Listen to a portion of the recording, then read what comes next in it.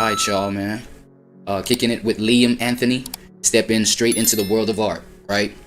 Now, I've heard this question before, right? Can we separate the art from the artist? Can we, separate the creation from the creator? I mean, the fact that these two things are defined, using two different terms. Artist, art. Artist, art. I mean, yes, the art is the derivative from the artist. But, the fact that these are defined in these two separate terms, creator, creation, there must be a difference there, right?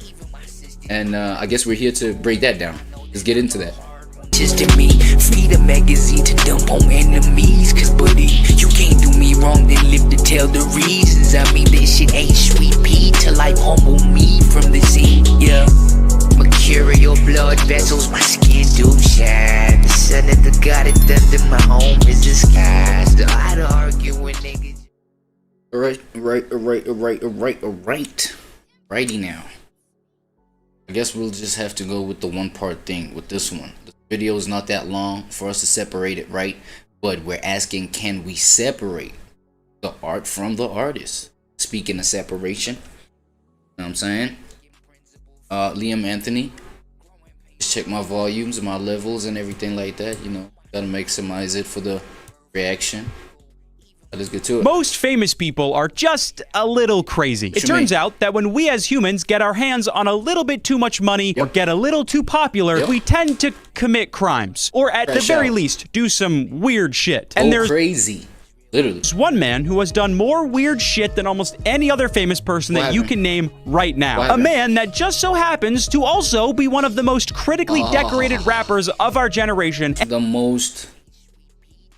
the literal greatest of all time, literally. And possibly of all time. A man who has been the center of attention in the music industry for years, and for most of my adult life, not for any good reasons. Giving unsolicited medical advice to fans, taking unfavorable political stances, or hateful comments towards various groups of people, just to name a few of those reasons. But against all odds, his albums stay highly rated on music. No, okay, hot take, like the intro take, I gotta take my, okay, not hot take, but like, I have to give my little intro piece as we get into the video before we get any deeper into the video, right?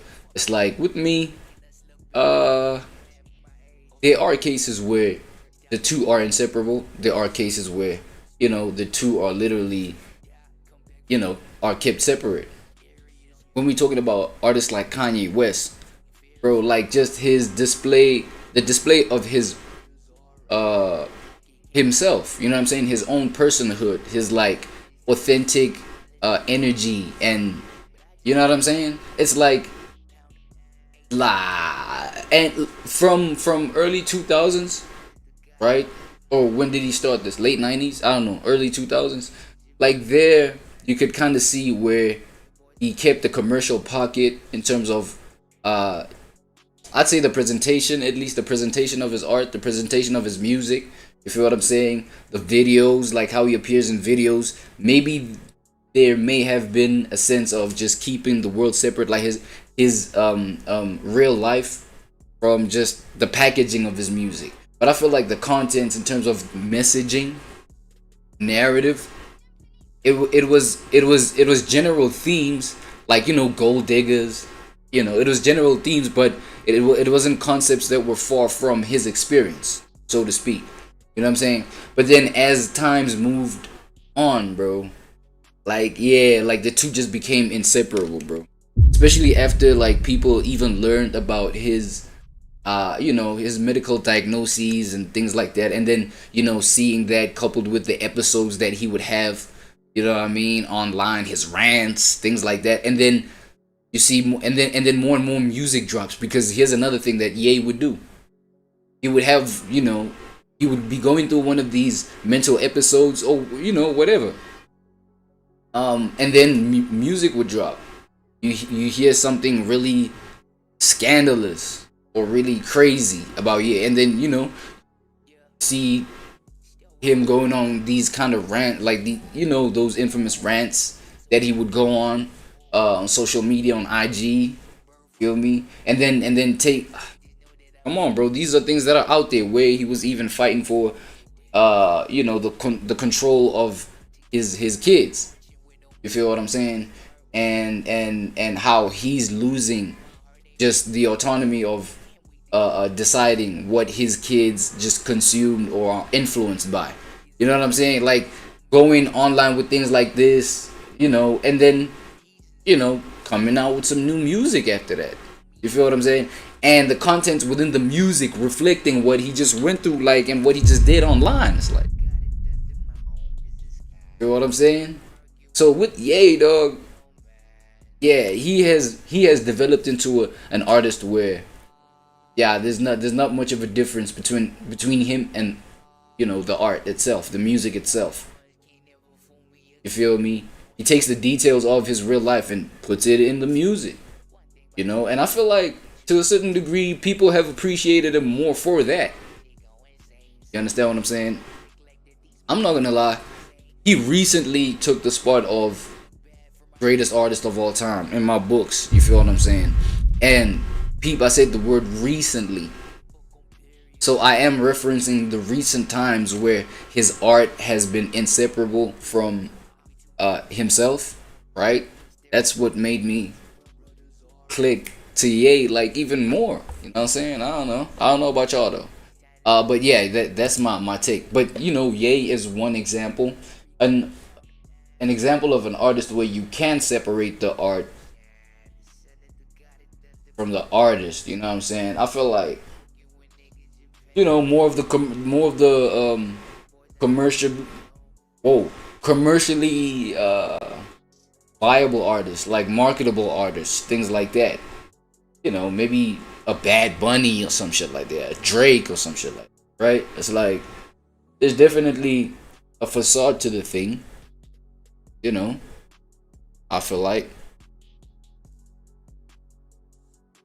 reviewing sites, and even his newest songs remain in the charts. Almost unanimously, audiences have agreed to separate the art from the artist. And the craziest part is, despite not having said his name yet and not having included his name in the title at all, almost everyone watching knows exactly who I'm talking about. The phrase separate the art from the artist has been associated with one person above anyone else, and that person's name at least used to be Kanye West. But I don't think it's quite so simple. I don't think Kanye West the person and Kanye West's music are completely independent things, and I think looking at only one of them at a time is doing both sides of the argument a disservice. If you ignore the music, you don't get the full picture of his musical influence, and if you ignore his actions outside of his music, it makes Kanye look a lot more innocent than he is. So what I'm going to do is re-listen to Kanye West's entire discography while detailing the entire timeline. That could take you a whole, I don't know. Oh shit. Quarter of a year without taking any breaks, listening to his entire discography and of Kanye West's career. That's work. Kanye West's first studio album was The College Dropout, released in 2004. And this album, like with a lot of artists, is the most important to Kanye's story. Not only is it his highest selling and most critically acclaimed album, but it also shows his intentions and motivations behind making music. But the story of The College Dropout starts well before 2004. Oh shit, 98. 60 Minutes, Saturday Night Live. Those are three of the biggest and only cable television shows that I can name. More specifically, they are public broadcasting cable shows. But between the early 70s and late 2000s, there was another type of cable show, public access television, cable shows that are free for the public and aired by local cable operators. In 1998, in Chicago, there was a public access television show named Channel Zero, where up-and-coming interviewer named Cootie Simmons, just known as Cootie. I don't know how many of y'all was tapped into that documentary that he put together, right? That was a legendary one. With footage that dated back, you know what I'm saying? To the way back. Like, yeah. Shout out Cootie.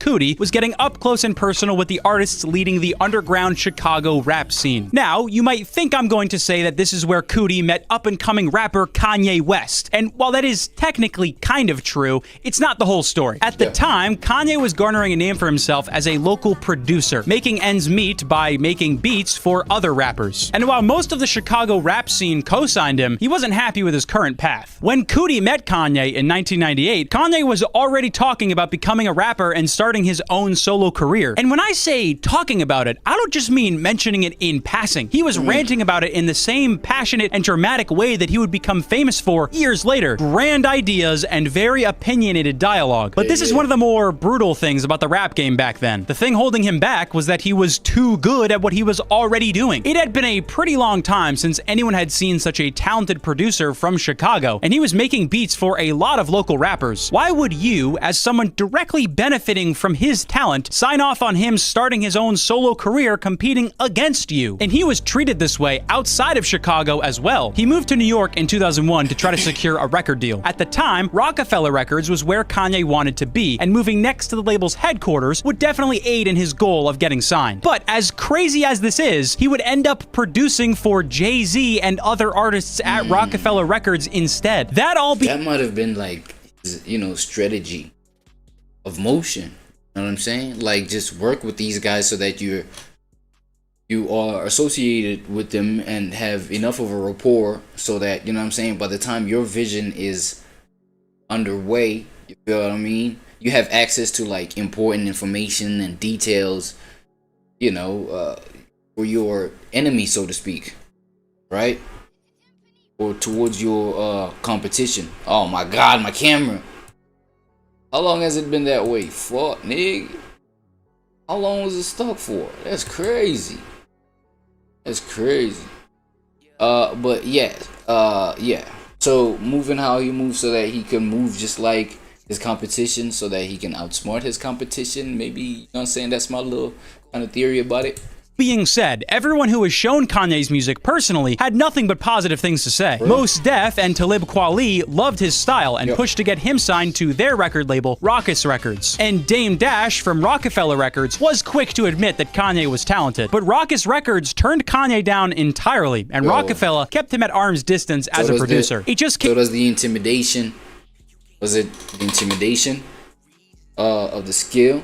Came down to the fact that the suits at the upper ends of these labels didn't see Kanye as anything but a producer for their other artists. So over the course of these 2 years, Kanye sort of got a chip on his shoulder. Everywhere he went, he was pigeonholed into being a producer and held back from starting his rap career despite clearly being talented. Even once he finally got signed to Rockefeller in 2002, he couldn't shake the title of rapper-producer, which outwardly bothered him. Best rapper producer That in the don't even mean nothing to be like a best rapper producer. No, it means a lot. It don't, cause them niggas is weak. I keep saying best rapper producer, he mad. Man, that's like saying best kid rapper or best or the best female MC. I love doing beats. I ain't front on the beats, but that was like an internship for this. I ain't Yo, that's so petty though, bro. It's so petty, bro. You got the best, you know, the best of something, goddammit. Golly, you know how many people don't get to be the best of nothing? They don't have to be, you know, you ain't even the best at nothing. So even the female MCs, quote unquote, best this rapper, quote unquote, like, you're something. Like saying you're the best rapper, it's like saying you want people to be like, yo, I'm the best God. You know what I'm saying? When the idea of God is like one, it's like universal. You feel me?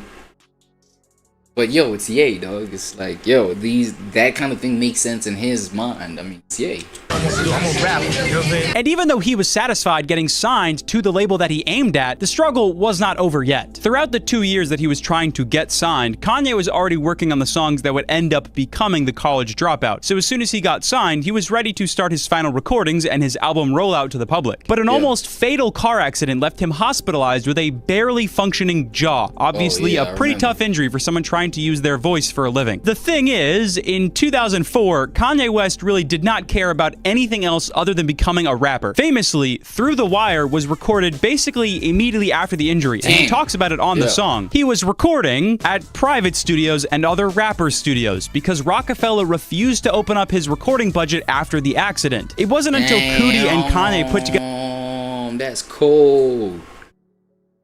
That is cold. You know, sometimes I kind of conclude that that's how other rappers be, or that's how they just remain with a big ass chip on their shoulder, because something as, you know, how I mean, it is business after all, so business is hella insensitive most of the time. You know, well, there's no emotion. You know, when they say it's not personal, it's business. I feel like, yeah, he got the cold end of the stick right here. Because it's like, damn, bro, like, you know how passionate I am about being this artist, being this rapper, dog. Using my voice to, you know, this, that, and the third. And then it's like, but you're not gonna like, okay, a little grace period for me to heal up. You just like shut me out of y'all budgets and be like, yo, you know what I'm saying? We're not willing to do anything with you. We're not even, you know what I mean? Because when we're looking at Ye, his passion alone, I mean, as we know, his passion is what got him into the studio the next day. So they weren't even willing to work with that. Like, oh shit, he's not all the way healed, but he's trying to do something. Let's see if we can go on with this, right? And I understand, man, like, the packaging is gonna be different. Obviously, his voice was different when he was like, you know, pre-accident versus post-accident. Now, you know, the music is gonna sound different in terms of his vocal delivery. People might feel a certain way about it. It fucks up with our business, I get it. But yo, it was mad cool. And now, Ye being Ye, we're like, man, fuck it. I'm gonna do my thing anyway, bro. Come on, dog. You know what I'm saying? Shout out to the niggas that like gave him that shot anyways. Opened up these studios for him to pull up. You know what I mean? Because yeah, he's one passionate guy, man. Straight after the, you know, the next day and shit, trying to hop in the stew. Together the music video for Through the Wire that they finally gave Kanye a release date for the album. This man could not be stopped from getting his album out. The College Dropout was an insane success, and in no small part because of the massive struggle it took for it to get out. And that's the kind of context that I feel is necessary when examining Kanye West's full story. This album bleeds with the hunger that he had, and a lot of what he was put through between 2001 and 2004 affects his later work as well. The main thing that I noticed re-listening to The College Dropout is that this album is much more focused on being unique and outwardly creative than you would expect it to be. This man was determined to be a rapper, and we know that thanks to Cootie's filming work. We watched him try to get in with a crowd that was, especially at the time, serious, cold, and valued overcoming struggle and having a legacy. But this album sounds nothing like the other rap albums coming out. Yo, and look at those other albums that he just mentioned, right? Hold on. Look at these albums that all of these albums have the artist's face on the cover. You know what I'm saying? Damn near half naked. Well, half naked. Let me see. Oh yeah, okay. DMX was not half naked, but the other niggas is half naked on the covers. For what I'm saying. You know, so about the self. You know what I'm saying? The classic hip hop narcissism that we know about. It's like, yo, focus on me. Like, it's my face, nigga. It's me. And then, you know what I'm saying? You look at this cover right here by Ye, like all, you know, what do they call these costumes? Mascot shit? I don't know. But yeah, that whole, he got the bare face over his head, like showing no part of his body or whatever. You know, for what we know, couldn't, like, it's possible that was not him doing the pose right there. Might have been, you know, whoever, but like, it wasn't about him. But at the same time, it was about him. It was about his hunger. You know what I'm saying? It's about what's going, like with Ye, bro, it's like, it's what's going on inside. It's about like his own visions.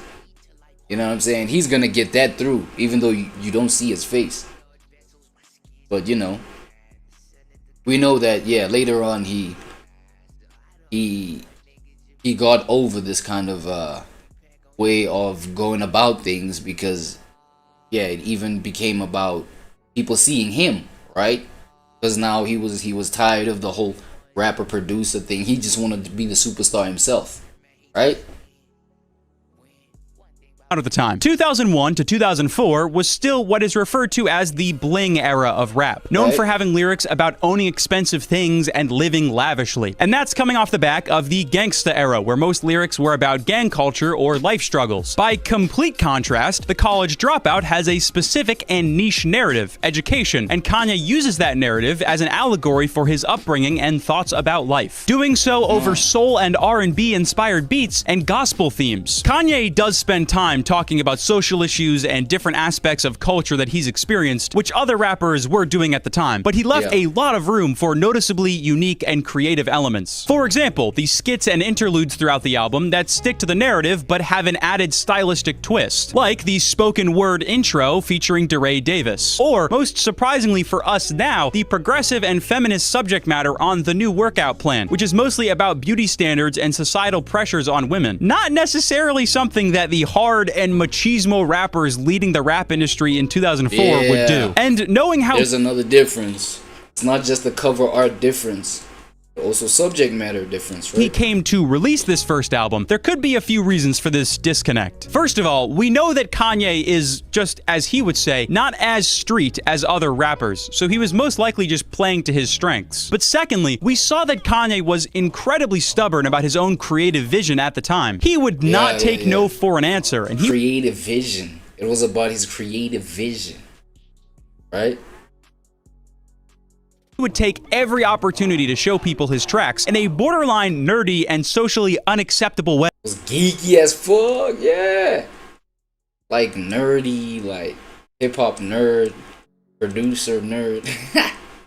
Yeah, he did give that facts. And when he did, he would tell these established industry leaders if he didn't like their ideas to their faces. Even though he desperately wanted to fit in with the rap crowd, he wanted the album to sound his way, even if it didn't sound like anything else coming out at the time. It's hard to say this knowing where this story is going, but Kanye West was a revolutionary rapper, especially in the early 2000s. But the college dropout era would not last forever. This is where things get a little tougher. The only reason that I was able to get so many clear details about this period of Kanye West's life was because of Cootie Simmons and his documentary titled Genius. But after this album released, the two mostly lost contact, which means, for all intents and purposes, we also lost contact with Kanye, which, importantly, is how he wanted things to be. He told Cootie that he was playing a character, only letting the media see the things about him that he wanted them to see. Because yeah, well, how did that age, right? Age like me. You share things that you want people to see, you know what I'm saying? But that was back when you were trying to, you know, make your art separate from you, right? Where you covered your face up with the whole bare face and bare costume, the college dropout cover art. You know what I'm saying? Now it's like, yo, this nigga is inseparable from his art. Now it's like everything that you are is in the music now. Because now they wanted to see who he was. Right after the 2005 Grammy Awards, where Kanye won Best Rap Album of the Year and delivered his famous speech that included his "I guess we'll never know" comment, he immediately started work on his next album. And unlike the 5 years during the making of The College Dropout, we know very little about the studio environment or how Kanye was feeling during the making of Late Registration. All we have to go off of is what the media was given at the time. All we have to go off of— nah, I'm thinking, you know what I'm saying? It was so, you know, it had that it had such a rebellious energy to it, like the creation of it, that he probably did it in, like, you know, homies' bedrooms and shit like that. His own bedroom, you know what I'm saying? Maybe in the closet, you feel me? So none of that shit is like fancy enough to be documented. Maybe that's why there's no like document of the studio sessions and all that, because it was like literal grassroots kind of, you know, motioning about it. You feel me? A homie's closet or some shit, you know, with the hanger as the mic stand. I don't know, some shit. Is Kanye West the character? He apparently invested about $1 million in US dollars up front on features, producers, instruments, and samples. Shortly after the recording process started, he also founded his own music label named Good Music. Over the course of the next year, Kanye invested another $1 million and all of his time into working on Late Registration. This time around, he worked with full string orchestras, numerous other artists, and many esteemed producers to finish the album. Years after the album's release, Kanye recounted that about 75% of the way through making the album, he worked with decorated pop producer John Bryan to fully rework it, as he wasn't really happy with the way the album was turning out. But it all worked out in the end, because upon release, Late Registration was incredibly successful. So much so that critics at the time said that Late Registration saved what was an otherwise mundane— Damn, that was almost 1 million in sales. year of music. And now that the album was done, Kanye West, the self-proclaimed character, could regain the attention of the world. One of the most devastating hurricanes of all time hit the US in August of 2005, 8 days before the album's release. So, in September of 2005, Kanye was scheduled to speak and perform at a Hurricane Katrina benefit concert. But it was at this event that Kanye would get into his first of many major controversies with the media. Instead of saying his scripted speech, Kanye started a heartfelt rant about the government's handling of the situation, and how there was a clear inequality between the government's treatment towards victims of the hurricane who are white versus victims of the hurricane who are black. It was in this rant that he delivered his famous diss towards former US President George W. Bush. Yeah, and it's these kind of things where we actually learned that Kanye West, you know what I'm saying, whenever he's about to drop, and I feel like he probably like started it from here, you know what I'm saying, knowing that it was probably a social experiment,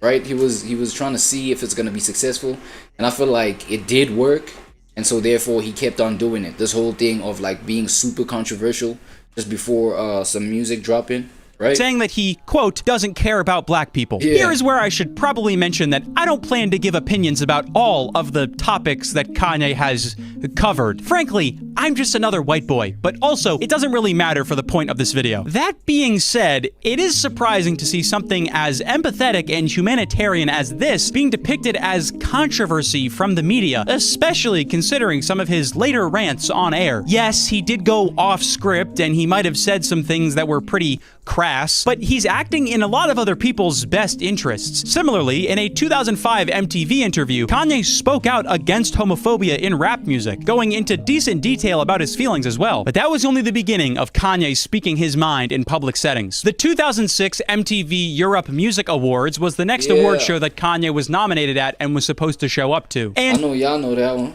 predictably, he expected the music video for Touch the Sky to win Best Music Video. And when he didn't, he ran up on stage and made a case as to why he should have won the award.